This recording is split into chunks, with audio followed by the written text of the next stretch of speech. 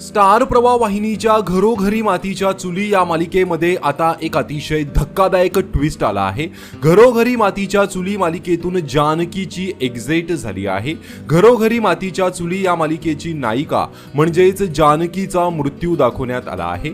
मायाने जानकीवर हल्ला केल्याने जानकीचा मृत्यू झाला आहे आणि याचाच एक प्रोमोही सध्या सोशल मीडियावर जोरदार व्हायरल होत आहे।